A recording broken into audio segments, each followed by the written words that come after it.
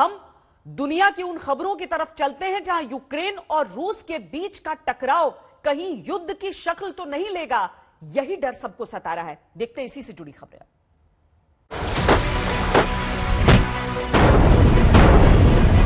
Donetsk का इलाका है जहां पर हर एक इंच के लिए लड़ाई हो रही है। ये यूक्रेन सेना का आखिरी चेकपोस्ट है। आज तक इकलौता चैनल है जो इस लड़ाई के बिल्कुल फ्रंट लाइन से रिपोर्ट कर रहा है।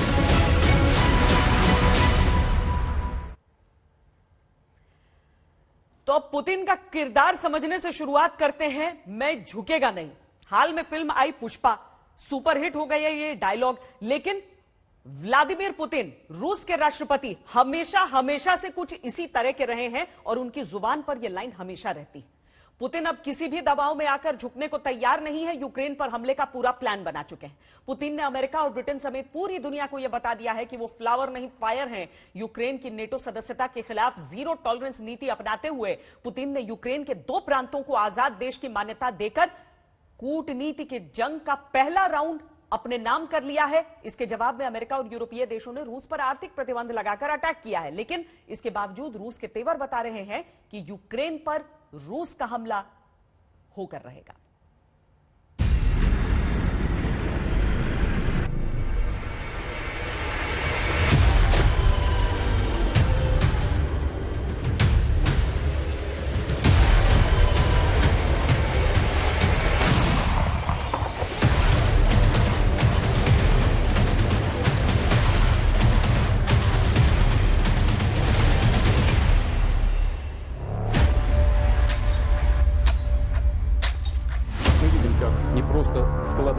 हमारी प्राथमिकता रूस का हित और हमारे नागरिकों की सुरक्षा है। हम अपनी सेना और नौसेना को मजबूत और विकसित करने के साथ साथ उसकी क्षमता बढ़ाने और सबसे एडवांस उपकरण मुहैया कराते रहेंगे।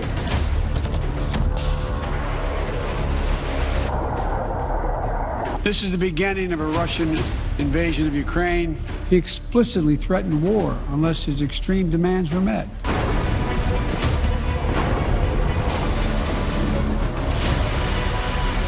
रूस का एम ये नहीं होगा कि वो जमीन पे कब्जा करे। रूस का एम होगा कि वो रेक यूक्रेन, ऐसा बुरा हाल करे कि एज अ वाइबल स्टेट वो सरवाइव ना कर सके। मैं नहीं झुकेगा, यही मैसेज है रूसी राष्ट्रपति व्लादिमीर पुतिन का, जो यूक्रेन को नेटो सदस्य बनने से रोकने के लिए हद से गुजर जाने का रोड मैप तैयार कर चुके हैं। यूक्रेन के खिलाफ रूस की घेराबंदी की क्रोनोलॉजी समझिए।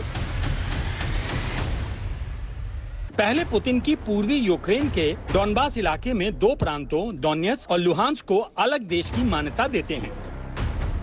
इसके बाद पुतिन रूसी सेना को इन दोनों प्रांतों में शांति मिशन के नाम पर सैनिकों की टुकड़ियां भेजने का आदेश देते हैं। इसके बाद रूस की संसद राष्ट्रपति पुतिन को दूसरे देश में रूसी सेना के ऑपरेशन की इजाजत देती है और तुरंत ही रूसी सेना के 100 से ज्यादा ट्रक यूक्रेन के डोनेट्स्क की सड़कों पर दौड़ने लगते हैं और ये पूरा घटनाक्रम होता है महज चंद घंटों के भीतर। साफ है पुतिन फैसला कर चुके हैं कि अब किसी ताकत के आगे रूस झुकेगा नहीं, फिर चाहे पूरा वेस्टर्न वर्ल्ड उनके खिलाफ खड़ा ही क्यों ना हो जाए। I'm going to begin to impose sanctions in response far beyond the steps we and our allies and partners implemented in 2014. And if Russia goes further with this invasion, we stand prepared to go further as with sanctions. Who in the Lord's name does Putin think gives him the right to declare new so-called countries on territory that belong to his neighbors? This is a flagrant violation of international law and it demands a firm response from the international community. Over the last few months, we've coordinated closely with our NATO allies and partners in Europe and around the world to prepare that response. A Russia that is engaged in a bloody and debilitating conflict with a fellow Slav country. What an appalling result for President Putin, Mr. Speaker. I hope that he steps back from the brink and does not conduct a full invasion. But in the meantime, Mr. Speaker, we must implement the tough package that we put forward, and we will continue to offer the Ukrainian people all the support that we can.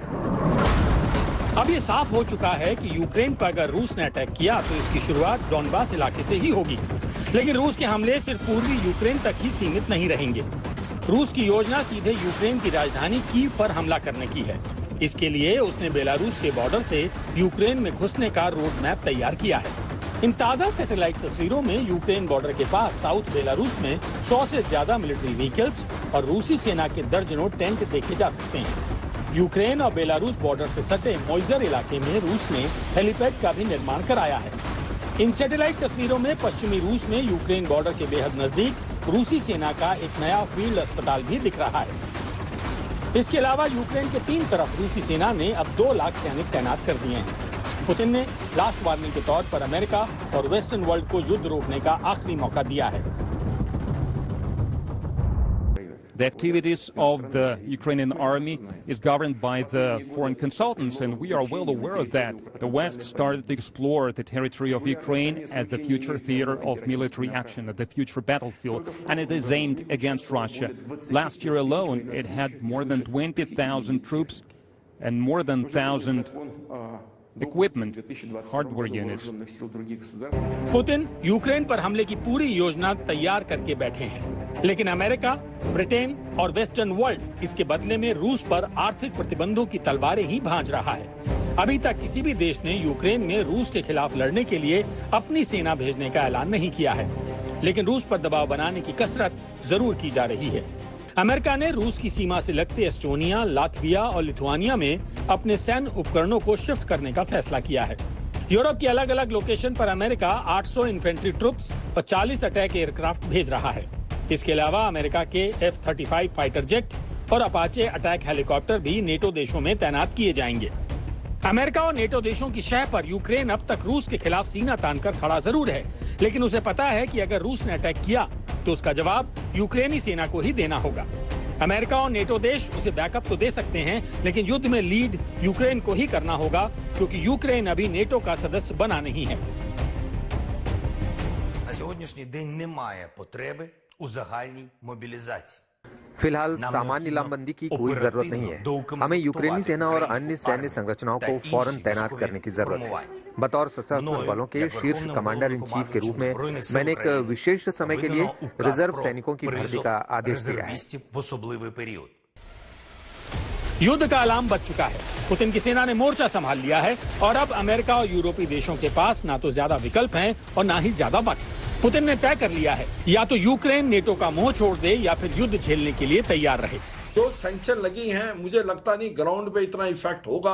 और Russia ने तो, जो मैं पहले भी बोला, जो round number 1 है रूस जीत चुका है। और रूस ने जिस प्रकार से लुहांस्क और डोनेट्स्क को रिकॉग्नाइज कर लिया इंडिपेंडेंट स्टेट और उनके साथ फ्रीडम और एक प्रकार से एड ट्रीटी साइन कर ली है, उसके बाद अपनी पीस कीपिंग फोर्स भेज ली है, तो मुझे लगता है कि एक पोस्चरिंग कर दी है और प्रेशर आ गया है बाइडेन पे और नेटो कंट्रीज पे, और उस प्रेशर को वो एक सैंक्शन ही लगा पाए और उसके अलावा कुछ नहीं लगा पाए। तो अभी पलड़ा भारी है पुतिन का, और पुतिन ने कर दिया जो करना था। पूरी दुनिया मानकर बैठी है कि रूस अब किसी भी वक्त यूक्रेन पर पूरी ताकत से अटैक कर देगा, और अब ये युद्ध एक ही सिचुएशन में टल सकता है, अगर यूक्रेन नेटो की सदस्यता लेने का फैसला टाल दे। लेकिन यूक्रेन ऐसा करने के मूड में नहीं है, और पुतिन कह ही चुके हैं, मैं झुकेगा नहीं। ब्यूरो रिपोर्ट, आज तक। आज तक देश का पहला और इकलौता न्यूज चैनल है जो यूक्रेन के उस डोनबास इलाके में पहुंचा है जहां से रूस यूक्रेन पर पहला हमला कर सकता है। डोनबास के इलाके में दोनेत्स्क और लुहांस्क प्रांत हैं जिन्हें पुतिन ने स्वतंत्र देश घोषित कर दिया है और जहां से रूसी सेना यूक्रेन में घुस सकती है। दोनेत्स्क के जिस बॉर्डर पर आज तक की टीम पहुंची, वहां से आगे जाने की इजाजत सिर्फ यूक्रेन की आर्मी को है, क्योंकि वहां से रूसी सेना सिर्फ 3 किलोमीटर दूर खड़ी है। हम आपको यूक्रेन बॉर्डर से आज तक की ये वर्ल्ड एक्सक्लूसिव ग्राउंड रिपोर्ट दिखाएंगे, लेकिन पहले डोनबास इलाके के बारे में आपको कुछ जरूरी जानकारियां दे देते हैं, जहां रूस का बहुत ज्यादा प्रभाव है। पूर्वी यूक्रेन के डोनबास इलाके में सोवियत संघ के काल में दूसरे विश्व युद्ध के बाद काफी बड़ी संख्या में रूस के मजदूरों ने पलायन किया था। इसी कारण डोनबास इलाके में रहने वाले 36 लाख लोग रूसी भाषा बोलते हैं और सांस्कृतिक तौर पर रूस के अधिक नजदीक हैं। डोनबास के डोनेत्स्क और लुहांस्क प्रांत, जिसे रूस ने आजाद देश घोषित कर दिया है, वहां करीब 3 लाख यूक्रेनी विद्रोही एक्टिव हैं। रूस ने पिछले कुछ वर्षों के दौरान इन दोनों प्रांतों के करीब 7.25 लाख नागरिकों को रूसी पासपोर्ट जारी किए। रूस पर आरोप लगते रहे हैं कि वो डोनबास इलाके में यूक्रेन के अलगाववादी संगठनों को आर्थिक और सैन्य मदद उपलब्ध करवाता रहा है और अब यूक्रेन से तनातनी के बीच रूस के लिए लुहांस्क और डोनेत्स्क की अहमियत बहुत ज्यादा है। रूस को लगता है कि अगर डोनेत्स्क और लुहांस्क आजाद हो जाएंगे तो इस इलाके के 36 लाख लोगों को पश्चिमी देशों और नेटो के विरोध में लाया जा सकेगा। रूस को लगता है कि इन दोनों प्रांतों के लोग अगर दबाव बनाएंगे तो पश्चिमी देशों के साथ साझेदारी और नेटो सदस्य बनने के यूक्रेन के इरादे ठंडे पड़ जाएंगे। लेकिन फिलहाल तो ऐसा होता नहीं दिख रहा, क्योंकि यूक्रेन के राष्ट्रपति जेलेंस्की ने बयान दिया है कि वो रूस से सभी राजनयिक रिश्ते तोड़ने पर विचार कर रहे हैं। यानी यूक्रेन भी रूस के आगे झुकने को तैयार नहीं है। ऐसे में हालात अब खतरनाक मोड़ ले रहे हैं, जिसको यूक्रेन से रिपोर्टिंग कर रही आज तक की टीम महसूस कर रही है। हमारी टीम डोनेत्स्क में यूक्रेन बॉर्डर पर पहुंच चुकी है। आज तक संवाददाता गौरव सावंत ने रूस यूक्रेन बॉर्डर से एक सुपर एक्सक्लूसिव रिपोर्ट खास तौर पर आपके लिए भेजी। आज तक इस समय डोनबास इलाके में डोनेत्स्क के उस क्षेत्र में है जहां पर रूस और यूक्रेन के बीच जबरदस्त बमबारी हो रही है, गोलीबारी हो रही है। यह यूक्रेन सेना का आखिरी चेक पोस्ट है। इसके 3 किलोमीटर उस पार रूस की सेना यहां पर तैनात है। यहां पर यूक्रेन की सेना का यह चेक पॉइंट है। अगर आप मेरे पीछे देखें तो यहां पर ट्रेंच बन गए हैं। जो ट्रेंच बन गए हैं वहां पर सेना के अधिकारी अभी भी तैनात हैं। उसके पीछे टैंक, बख्तरबंद गाड़ियां सब यहीं पर हैं। और अगर आप यहां आकर देखें तो सेना का यह बंकर है, ये चेक पॉइंट है। यहां बड़े बड़े बैरिकेड लगाए गए हैं। अगर आप उस बैरिकेड की तरफ देखें, सड़क पर वो बोल्डर लगाए गए हैं ताकि रूसी टैंक उनको तोड़ते हुए इस तरफ ना आए। यहां पर उन्हें रोकने के लिए कुछ अत्याधुनिक उपकरण जो अभी रूस से लड़ने के लिए अमेरिका ने भिजवाए हैं वो भी इस क्षेत्र में आ गए हैं। हालांकि हमें यह कहा गया है कि हम वो उपकरण ना दिखाएं, रक्षा का वो सामान ना दिखाएं, लेकिन ये वो डोनबास का इलाका है, डोनेत्स्क का इलाका है जहां पर हर 1 इंच के लिए लड़ाई हो रही है। ये वो इलाका है जो 30% अभी रूस के पास है, 70% यूक्रेन के पास है। लेकिन चाहे वो लुहांस्क हो या डोनेत्स्क हो, जिसको एक इंडिपेंडेंट रिपब्लिक रूस ने करार दिया है, वो इस पूरे क्षेत्र को अपने कब्जे में करने की कोशिश में है। और इसीलिए सेना को अब यहां इस पूरे इलाके में तैनात कर दिया गया है। चाहे टैंक हो, बख्तरबंद गाड़ियां हो, तोपें हो, यहां पर लगा दी गई है। पहली बात। दूसरी बात, ये यूक्रेन का इंडस्ट्रियल बेल्ट है। यहां पर जबरदस्त कोयले का खनन होता है, यहां पर स्टील की बड़ी बड़ी फैक्ट्रियां हैं और उसी के कंट्रोल के लिए एक तरह से यह सारी लड़ाई है। यहां पर तनाव इस समय जबरदस्त है। कुछ समय पहले तक रुक रुक कर यहां फायरिंग हो रही थी। देखिए, सेना के अधिकारी अभी वहां पर अपने बंकरों के आगे हैं भी, ऑब्जर्वेशन पोस्ट पर भी हैं। और आज तक इकलौता चैनल है जो इस लड़ाई के बिल्कुल फ्रंट लाइन से रिपोर्ट कर रहा है। और हमारे साथ इस समय राजेश पवार हैं। Rajesh Pawar NATO operations, Ukraine और रूस की सेना के बीच तनाव को बहुत बारीकी से देख रहे हैं और इस समय जो नियंत्रण रेखा है उसमें हमारे साथ है। जैसे गाड़ियों की यहां चेक पॉइंट भी हो रही है, कितना तनाव है इस क्षेत्र में, हम रूस की सेना से कितनी दूर हैं? देखिए गौरव, हम सुबह से इस इलाके में घूम रहे हैं। ये वो एरिया है जहां पर यूक्रेनियन और रशियन फोर्सेस आमने सामने हैं। यहां से सिर्फ 3 किलोमीटर दूर वो एरिया शुरू हो जाता है जो कि अभी रूस के नियंत्रण में है।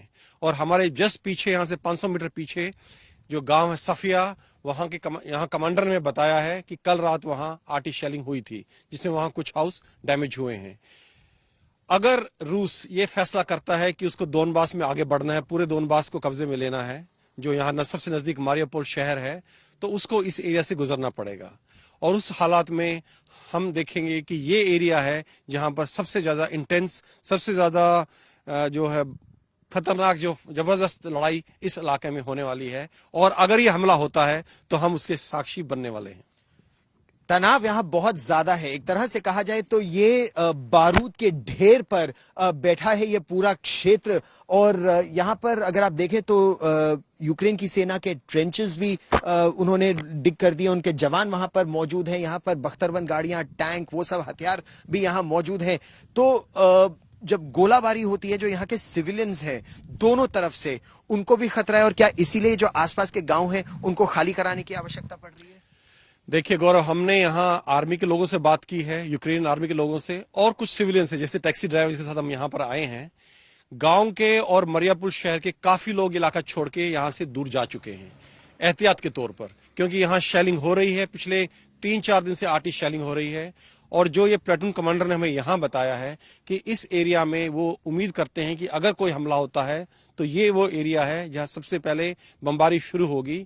और इसके मद्देनजर ज्यादातर सिविलियन इस एरिया से अभी जा चुके हैं और घर खाली हैं। यहाँ पर पलायन यहां बहुत तेजी से हो रहा है, क्योंकि ये बिल्कुल ग्राउंड जीरो है उस ऑपरेशन का जो रूस की सेना और यूक्रेन की सेना के बीच इस समय चल भी रहा है। कैमरामैन पवन कुमार के साथ गौरव सावंत, पूर्वी यूक्रेन आज तक। और गौरव सावंत सीधे रूस यूक्रेन बॉर्डर से हमारे साथ इस समय जुड़ रहे हैं। अगर इस समय धरती पर कोई सबसे खतरनाक जगह है गौरव, तो वो यही इस बॉर्डर पर है, क्योंकि पता नहीं कब पुतिन ये निर्णय कर ले कि उनके जो सैनिक आगे बढ़ चुके हैं वो कुछ और कदम आगे बढ़े। और रात के समय में अगर इन गांवों में आर्टी शेलिंग हो रही है तो कितना दूर यूक्रेन खुद को युद्ध से देख रहा है? यूक्रेन का तो कहना है कि युद्ध शुरू हो गया है और सीमावर्ती ये इलाके खाली कराए जा रहे हैं, लोगों को हटाया जा रहा है। रूस के राष्ट्रपति ज़ेलेंस्की ने आज एक आदेश पास किया है कि जो भी able bodied main and women, यानी वो युवा और युवतियां जो अभी कॉलेज में पढ़ रहे हैं या नौकरी कर रहे हैं, कोई भी सिविल नौकरी कर रहे हैं, उन्हें 1 साल के लिए सेना में आना ही होगा अपने देश की रक्षा के लिए। और ये आदेश अब से थोड़ी ही देर पहले पास हुआ है। सभी को युद्ध के मैदान पर लाया जाएगा, क्योंकि एक बहुत लंबा मैदान है। यहां पर डॉनबास का जो इलाका है, इसको 2 भागों में हम लोग अगर विभाजित करें तो रूस के पास लुहांस्क की भी बात करें और डोनेस्क की भी। डोनेस्क में जहां इस समय हम हैं उसका 30% इलाका रूस के पास है, 70% अभी भी यूक्रेन के पास है। और यहां पर स्टील की बहुत बड़ी बड़ी मिलें हैं, यहां पर कोयले की खदानें बहुत ज्यादा है, या नेचुरल रिसोर्सेज बहुत ज्यादा है। ये इंडस्ट्रियल बेल्ट कहलाती है यूक्रेन की, और इस पर कब्जा करना, इस पूरे क्षेत्र डॉनबास क्षेत्र पर, यह रूस के लिए बहुत ही महत्वपूर्ण होगा, न केवल भाषा की दृष्टि से बल्कि सामरिक दृष्टि से भी। और जिस तरह की खबरें श्वेता सबसे पहले हमने आज तक पर खबरदार में अपने दर्शकों को दिखाई थी कि 100 ट्रक रूस के इसी क्षेत्र में रूस की तरफ अभी आ गए हैं इन नए पीपल्स रिपब्लिक ऑफ डोनेस्क और लुहांस्क में।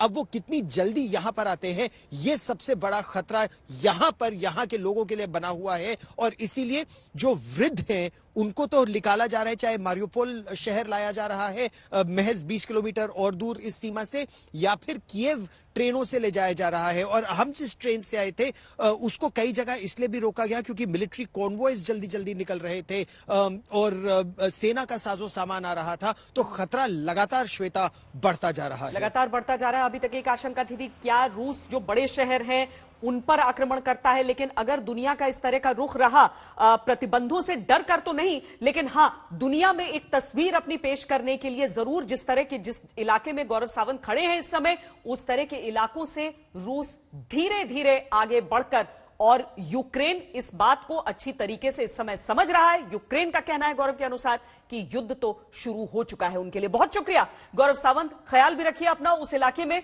क्योंकि बहुत खतरनाक ये इलाका है जहां पर रूस लगातार अपने आगे बढ़ने की जो इच्छा है और युद्ध की जो गुंजाइश है उसे कुछ और बढ़ा रहा है। युद्ध और कूटनीति के मामले में प्रतिबंध एक ऐसा हथियार होते हैं जिसका धमाका सुनाई और दिखाई तो नहीं देता, लेकिन इसका असर बहुत गहरा और लंबे समय तक रहता है। अमेरिका और यूरोपीय देशों ने रूस पर प्रतिबंध लगाकर इसी तरह का एक साइलेंट हमला बोला है।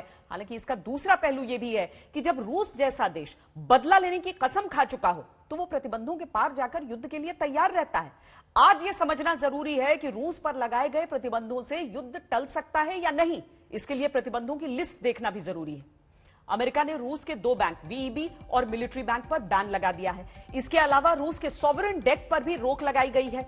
सॉवरेन डेट वो पैमाना है जिससे किसी देश के लोन चुकाने की क्षमता और विश्वसनीयता के आधार पर रेटिंग दी जाती है। अंतर्राष्ट्रीय बाजार में इसके आधार पर किसी देश की आर्थिक और व्यापारिक क्षमता तय की जाती है। अमेरिका ने जिन बैंकों पर प्रतिबंध लगाया है उसका असर बहुत मामूली है, लेकिन यह दायरा बढ़ता है तो इससे दुनिया भर में रूस के बैंकिंग कारोबार पर बुरा असर होगा और रूस की अर्थव्यवस्था को नुकसान होगा। इसीलिए रूस को अपने इन बैंकों को बेल आउट करना होगा। इसके अलावा अमेरिका रूस समर्थित विद्रोहियों के कब्जे वाले इलाके लुहांस्क और डोनेट्स्क में व्यापार रोक सकता है। इन दोनों इलाकों में कई अमेरिकी कंपनियां व्यापार कर रही हैं। अमेरिका के अलावा ब्रिटेन के प्रधानमंत्री बोरिस जॉनसन ने रूस के 5 बैंकों और 3 बड़े पूंजीपतियों के खिलाफ पाबंदियों की घोषणा की है। रूस के 3 बड़े बिजनेसमैन गेनेडी टिमचेंको, बोरिस रोटेनबर्ग और आइगर रोटेनबर्ग रूस की अर्थव्यवस्था में महत्वपूर्ण भूमिका निभाते हैं। बोरिस जॉनसन ने कहा है कि रूस के जिन 3 अरबपतियों पर पाबंदी लगाई गई है, ब्रिटेन में उनकी संपत्ति फ्रीज की जा रही है और उन्हें ब्रिटेन आने से रोका जाएगा। इसके अलावा जर्मनी ने रूस के साथ नॉर्ड स्ट्रीम 2 गैस पाइपलाइन को शुरू करने की प्रक्रिया रोक दी है। इस पाइपलाइन के जरिए जर्मनी में रूस से नेचुरल गैस की सप्लाई की जानी थी। रूस यूरोप का सबसे बड़ा नेचुरल गैस सप्लायर भी है। लगभग 33% गैस की सप्लाई रूस करता है, लेकिन इस प्रतिबंध से रूस को बड़ा आर्थिक नुकसान होगा। दूसरी तरफ यूरोप में गैस के दाम बढ़ जाएंगे। यह तो हुई रूस पर अब तक लगाए प्रतिबंधों की बात, लेकिन इसके बाद भी रूस नहीं माना तो अमेरिका प्रतिबंधों का ब्रह्मास्त्र भी चला सकता है, जिससे रूस की अकड़ और अर्थव्यवस्था दोनों टूट सकती है। रूस पर वित्तीय प्रतिबंधों की जो अगली लहर आएगी वो भयानक होगी। बात बढ़ी तो हो सकता है कि रूस को स्विफ्ट सिस्टम से अलग कर दिया जाए। स्विफ्ट एक ग्लोबल मैसेजिंग सर्विस है जिसका इस्तेमाल दुनिया भर के 200 देशों की हजारों वित्तीय संस्थाएं करती हैं। इस पर बैन लगाने से रूसी बैंकों के लिए विदेश में कारोबार करना बहुत मुश्किल हो जाएगा। इस प्रतिबंध का इस्तेमाल अमेरिका ने 2012 में ईरान के खिलाफ किया था। इसकी वजह से ईरान के कच्चे तेल की बिक्री नहीं हो पाई थी और उसे बहुत नुकसान हुआ था। इसके साथ ही ईरान के पूरे विदेशी कारोबार को भी बड़ा झटका लगा था। आशंका इस बात की भी है कि अमेरिका रूस को डॉलर में कारोबार करने से रोक सकता है। इसका मतलब यह है कि पश्चिमी देशों की जो भी कंपनी रूसी कंपनियों से डॉलर में कारोबार करेगी उसे जुर्माना देना पड़ेगा। रूस पर इस प्रतिबंध का बहुत नुकसान होगा क्योंकि उसके तेल और गैस का अधिकतर कारोबार डॉलर में ही होता है। कूटनीति का एक और तीर है जो रूस को चुभ सकता है। अमेरिका समेत पश्चिमी देश international network of syndicated loan यानी अंतर्राष्ट्रीय ऋण बाजार में रूस की एंट्री रुकवा सकते हैं। हालांकि पश्चिमी वित्तीय संस्थाओं और बैंकों की तरफ से रूस के बॉन्ड खरीदने की क्षमता पहले ही कम कर दी गई है। इससे रूस को वित्तीय संसाधन जुटाने में काफी मुश्किल होगी। अगर बैन लगाया गया तो इससे रूस को महंगा कर्ज लेना होगा और रूस की मुद्रा रूबल कमजोर हो सकती है। जाहिर है रूस ऐसा कभी नहीं चाहेगा, लेकिन प्रतिबंधों के तरह तरह के साइड इफेक्ट्स के बावजूद दुनिया भर के एक्सपर्ट यह मान रहे हैं कि रूस झुकेगा नहीं, उसका रुख आक्रामक ही रहने वाला है। हमने इस विषय पर भारत के पूर्व सेना प्रमुख जनरल वीपी मलिक से बात की। जनरल मलिक करगिल युद्ध के दौरान भारतीय सेना के प्रमुख थे। उनकी बात को गौर से सुनिए।